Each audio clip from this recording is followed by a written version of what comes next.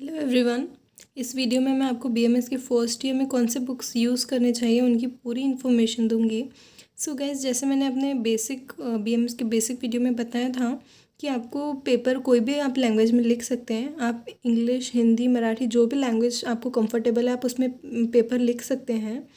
सो मैं इस वीडियो में मैं आपको तीनों लैंग्वेजेस में बुक्स बताऊँगी कौन कौन से ऑथर्स के यूज़ करने हैं। सो गाइज, आप यही बुक्स यूज़ करिएगा एंड तक फर्स्ट ईयर में बीएमएस में, तो आपको बहुत स्टडीज़ में बहुत हेल्प होगी। सो गाइज, जैसे कि मैंने आपको पहले भी बताया है कि बीएमएस के स्टूडेंट्स को एमबीबीएस के सब्जेक्ट्स और आयुर्वेद दोनों के सब्जेक्ट पढ़ने पड़ते हैं।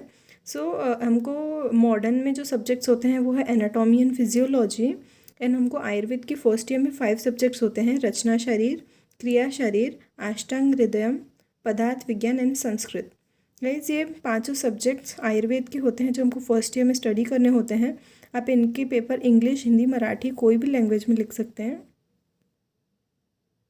गाइस, ये जो एनाटॉमी होता है उसका ही आयुर्वेद जो होता है वो आयुर्वेदिक पार्ट को हम कहते हैं कि रचना शरीर। मतलब आयुर्वेद एनाटॉमी का ही आयुर्वेदिक पार्ट कौन सा है? रचना शरीर।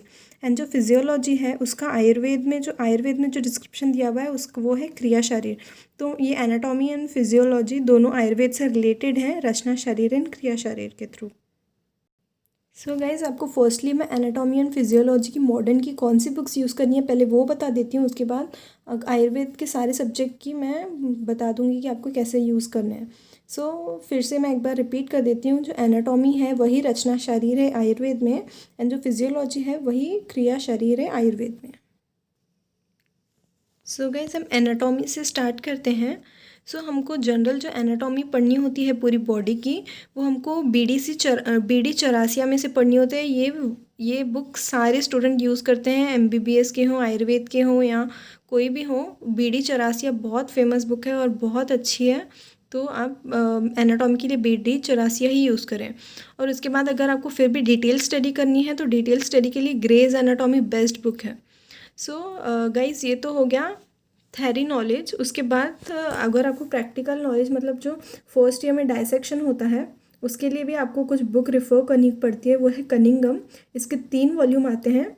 तो अगर आपका जो डायसेक्शन होगा प्रैक्टिकल, तो उसके पहले आपको ये सारा कनिंगम में से स्टडी करके जाना पड़ेगा, तो आपको डायसेक्शन में सारी चीज़ें समझ आएगी। तो ये बुक भी बहुत इंपॉर्टेंट है, कनिंगम एंड बीडी चौरासिया। आप ग्रे एनाटॉमी स्किप कर सकते हैं, इतनी डिटेल स्टडी नहीं करनी है तो। लेकिन बीडी चौरासिया एंड कनिंगम ये दोनों बुक्स बहुत इंपॉर्टेंट है। कनिंगम के 3 वॉल्यूम्स होते हैं जो आपको प्रैक्टिकल के पहले, आप जैसे जैसे आपका प्रैक्टिकल होगा वैसे वैसे आपको वो स्टडी करनी है। और ये बीडी चौरासिया तो आपको पढ़ते ही रहना है। बीडी चौरासिया बेस्ट है। So guys, coming to physiology की 3 बुक्स हैं: A K. Jain, Sembulingam and Guyton and Hall. इसमें से ज़्यादातर सेम्बुलिंगम स्टूडेंट्स यूज़ करते हैं क्योंकि इसकी लैंग्वेज बहुत इजी होती है। लेकिन A K. Jain and Guyton and Hall ये दोनों बहुत अच्छी बुक्स हैं। तो लेकिन अगर आपको लैंग्वेज इजी चाहिए तो पहले आप सेम्बुलिंगम पढ़ें, उसके बाद आप दोनों बाकी के बुक रेफ़र कर सकते हैं। ये फिजियोलॉजी का है। इसके बाद हम अभी आयुर्वेद का मैं इसके बाद आपको आयुर्वेद की बताऊंगी बुक्स कौन से यूज़ करने हैं। गाइस, इंग्लिश, हिंदी, मराठी में आपको तीनों ऑथर्स बताऊंगी। Guys, moving on to Ayurveda subjects. Ayurveda में 5 सब्जेक्ट्स होते हैं जिनको आप आपके अकॉर्डिंग लैंग्वेज इसमें लिख सकते हैं। पहले बात हम रचना शरीर की करेंगे। हिंदी, इंग्लिश एंड मराठी तीनों लैंग्वेजेस की बुक बताऊंगी मैं गाइस। गाइस, आपको अगर इंग्लिश में लिखना है तो doctor Girdhar Kanti and doctor Sanjeev Saxena ये दोनों ही बुक्स बेस्ट हैं। सारे स्टूडेंट्स इन दोनों बुक से ही रेफ़र करते हैं। और हिंदी की बात है तो हिंदी में डॉक्टर महेंद्र सिंह एंड ताराचंद शर्मा ये दोनों बुक्स बेस्ट हैं। एंड मराठी में शिम्पी। गाइस, आप पेपर इंग्लिश में तो लिख सकते हैं लेकिन आपको थोड़ा बहुत हार्ड जाएगा आयुर्वेद का इंग्लिश में लिखते हुए। आई वुड सजेस्ट कि आप हिंदी में लिखें। और जिन को मराठी लैंग्वेज से प्रॉब्लम होती है, डिफ़िकल्ट जाती है, तो वो स्टूडेंट्स हिंदी में लिख सकते हैं। या जिनको हिंदी में भी नहीं लिखना है वो इंग्लिश में भी लिख सकते हैं, लेकिन आई वुड सजेस्ट कि आप हिंदी में ही लिखें। हिंदी की बुक्स भी अच्छी हैं, आप कर सकते हैं। और मैं अपनी नोट्स भी अपलोड करूँगी यूट्यूब पे। मैं सारी आपको स्टडी में हेल्प करूँगी। मैं हिंदी, मराठी तीनों लैंग्वेजेस में अपनी नोट्स अपलोड करने वाली हूँ। Please stay connected, subscribe to my channel. So इसके बाद मैं आपको क्रिया शारीर की बता रही हूँ। सो गाइस, कमिंग टू क्रिया शारीर, अगर आपको इंग्लिश में लिखना है तो डॉक्टर चित्तरंजन दास ये बुक अच्छा है। अगर आपको हिंदी में लिखना है तो योगेश चंद्र मिश्र एंड शिव कुमार गौड़, ये दोनों बुक्स अच्छे हैं, लेकिन शिव कुमार गौड़ ये बुक ज़्यादा अच्छा है, बहुत स्टूडेंट्स वही यूज़ करते हैं। तो अगर आपको हिंदी में चाहिए तो शिव कुमार गौड़ ये बेस्ट बुक है। So coming to Marathi, Ranade and या वावड़, ये दोनों ही बुक अच्छे हैं। बट गाइज मैं आपको एक चीज़ सजेस्ट करूँगी कि ये जो क्रिया शरीरी आयुर्वेद का बेसिक है तो ये बहुत अच्छे से करना पड़ेगा। तो आई वुड सजेस्ट कि आप हिंदी या मराठी में ही करें, इंग्लिश में आपको थोड़ा बहुत डिफ़िकल्ट जाएगा समझने में। सो मैं इसलिए सजेस्ट कर रही हूँ कि आप हिंदी या मराठी में करें। मैं इसकी भी नोट्स अपलोड करने वाली हूँ, तो आप उसकी बिल्कुल भी स्ट्रेस ना लें। आई वुड सजेस्ट कि आप हिंदी या मराठी में ही करें। सो गाइस, कमिंग टू अष्टांग हृदयम, ये सब्जेक्ट बहुत इजी होता है, बहुत स्टूडेंट डरते हैं ये बुक देख के, इसमें बहुत सारे श्लोकास होते हैं। सो डोंट वरी गाइस, ये इट्स डिपेंड ऑन यू। अगर आपको श्लोका नहीं करने हैं, आपको नहीं याद होते हैं तो आप नहीं करें, लेकिन कुछ कुछ इंपॉर्टेंट होते हैं तो वो आप कर सकते हैं, बाकी आप स्किप भी कर सकते हैं। तो इतना श्लोक का टेंशन मत लें कि आपको वो करने पड़ेंगे, संस्कृत हार्ड लैंग्वेज है, ऐसा कुछ भी नहीं है। गाइस, जो कुछ बेसिक श्लोक्स होते हैं आपको सिर्फ वही याद करने होते हैं, बाकी सब आप छोड़ सकते हैं। अष्टांग हृदय में बहुत सारे श्लोक हैं, उनके ट्रांसलेशन दिए हुए हैं, तो आप सीधा ट्रांसलेशन भी पढ़ सकते हैं। सो आप उतना वो उसका स्ट्रेस मत लीजिए। सो अष्टांग हृदय के इंग्लिश, हिंदी, मराठी के बुक्स में बता रही हूँ। जो इंग्लिश की बुक हैं वो हैं T Shri Kumar and R H Singh, ये दोनों इंग्लिश में हैं, एंड हिंदी में डॉक्टर ब्रह्मानंद त्रिपाठी। गाइज, ये जो ब्रह्मानंद त्रिपाठी बुक है ये बेस्ट बुक है ओवरऑल। यही चरक मतलब अष्टांग हृदय के लिए डॉक्टर ब्रह्मानंद त्रिपाठी ही यूज़ किया जाता है।